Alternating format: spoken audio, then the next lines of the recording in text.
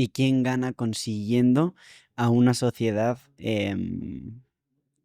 inculta o a una sociedad enganchada a las redes? ¿Quiénes ganan Ujú. bueno, con esto? Mira, qué buena pregunta. Yo creo que hay muchas motivaciones detrás de todo eso. El político necesita de una sociedad inculta. No todo político, pero hablemos de un tipo, un Pedro Sánchez, de un López Obrador aquí en México, Claudia Sheinbaum, una Kamala Harris en los Estados Unidos, un Justin Trudeau en Canadá. Necesitan de un sujeto totalmente manipulable e inútil. Mientras más ignorante, mejor.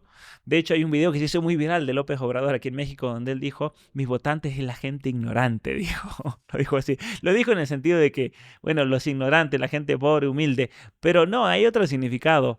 Ellos necesitan de la ignorancia de la gente para poder perpetuarse.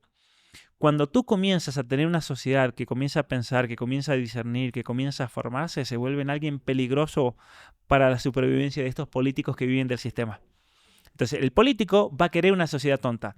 Las compañías tecnológicas quieren una sociedad manipulable porque es mucho más fácil alcanzar grandes niveles de consumismo, es mucho más fácil alcanzar niveles de manipulación, es mucho más fácil solucionar ciertos problemas sociales. Por ejemplo, para el Foro Económico Mundial, que ellos esperan que más o menos para el 2050 el 60% de la población pierda su trabajo porque todo esté automatizado. Entonces ellos necesitan tener un tipo de ser humano que se contente con estar en el metaverso y que reciba su salario básico universal y que así sea feliz. Entonces necesitamos, como a esa gente no la podemos eliminar, no podemos venir con un tanque de guerra y eliminar a 5 mil millones de personas, lo más fácil es hagamos los tontos, contentémoslo con un salario básico universal, un sistema socialista y que se entretengan con Netflix, el metaverso, Instagram y TikTok. Y así no tendrás nada, pero serás feliz, como decía el Foro Económico Mundial.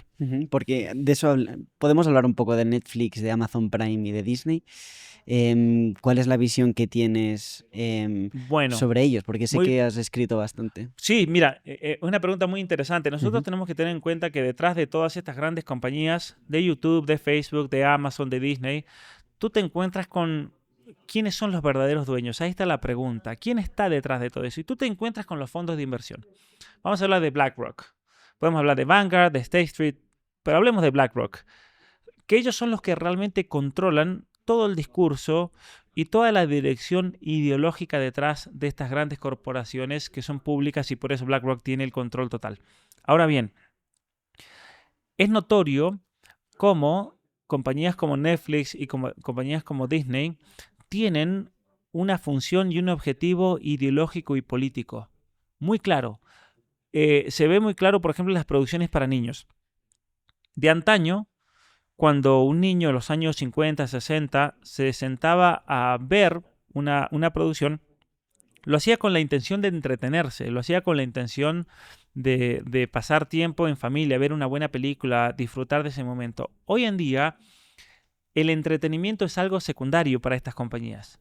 Hay un objetivo que es profundamente político y de adoctrinamiento ideológico como primario, y que luego se va a ver reflejado en la orientación sexual de los personajes, se va a ver en las ideologías, en las ideas que se van comunicando por medio de esas producciones, en lo que atacan, en lo que defienden. Fíjate que es muy interesante cómo Netflix arruina las series. Eso es un hecho. Eh, estaba el caso de esta serie española que se hizo muy famosa, ¿cómo se llama? La Casa de La Casa de Papel. Papel. Que de repente La Casa de Papel venía bien y empezaron a meter cuestiones LGBT y cuestiones feministas. Yo recuerdo haber visto una serie en el avión, una serie inglesa que creo que también estaba en Netflix, sí, era producida por Netflix, donde venía todo bien hasta que de repente era una serie criminal de una mujer policía que tiene que descubrir el crimen de su hijo y de repente la abuela sale lesbiana en la temporada número 2. Y tú dices, pero a ver, eso es algo demasiado forzado. ¿Qué necesidad tenían de decir que la abuela era lesbiana? Una mujer ya grande, de casi 80 años, y de repente sale besándose con otra vieja más vieja que ella. Eso no tiene sentido, porque eso es irreal. Nunca vas a ver una vieja de 80 años que se está besando con otra vieja de 90 años. Eso no existe en la realidad. Obviamente aquí hay un claro mensaje ideológico en nombre de la inclusión, de la diversidad, de la igualdad. Fíjate que así como la Revolución Francesa en su momento hablaba de la igualdad, la fraternidad, la universalidad, ¿no es cierto?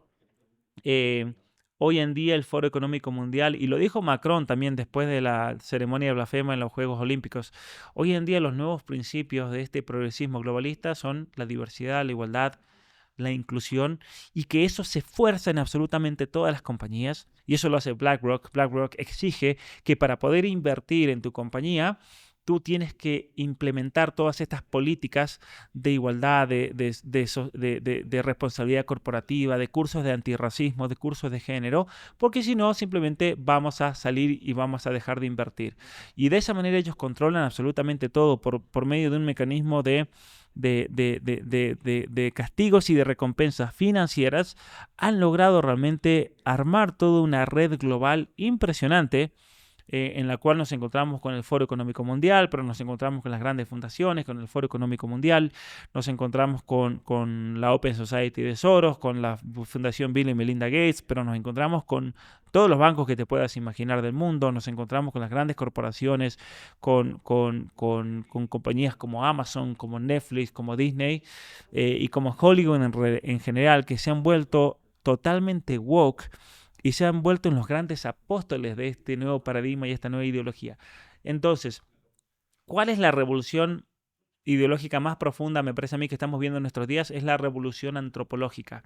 Una revolución donde se quiere implementar un nuevo tipo de ser humano basado ya no en el paradigma de lo que es verdaderamente el ser humano como tal, como lo ha entendido nuestra civilización occidental, sino por medio del paradigma de ser humano de Beatriz Preciado, de Judith Butler. Porque me gustaría preguntarte esto. Para ti, ¿qué es el ser humano?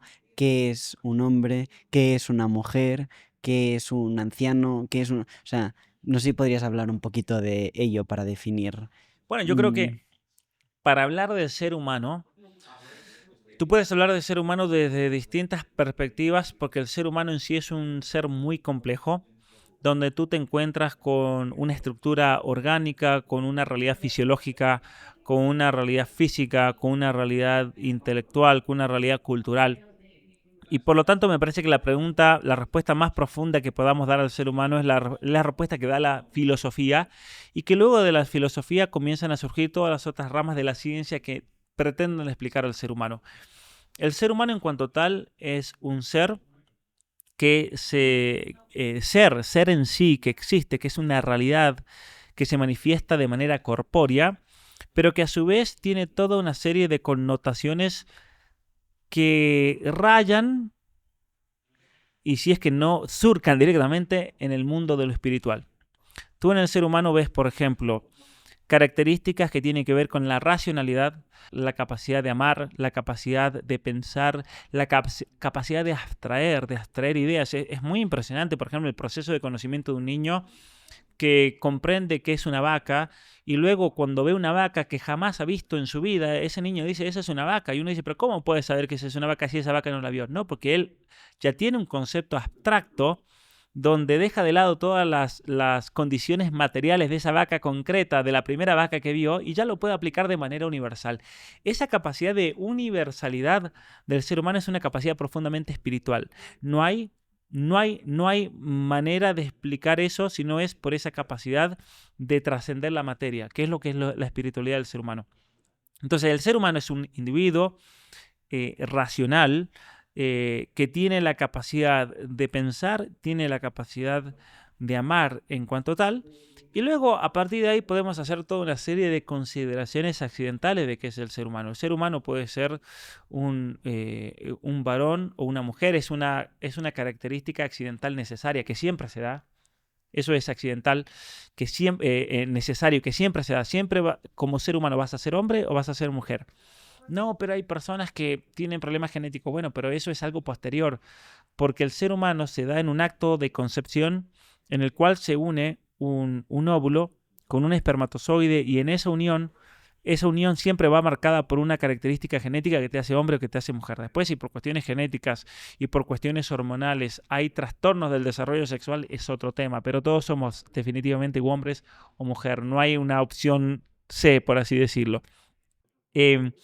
Y a partir de ahí podemos hacer toda una consideración de cuestiones totalmente accidentales. Hay personas más altas, más bajas, hay personas más rápidas, más lentas, hay personas con una estructura física más atlética, hay otras personas que tienden más a una estructura atlética, a una estructura física no tan atlética.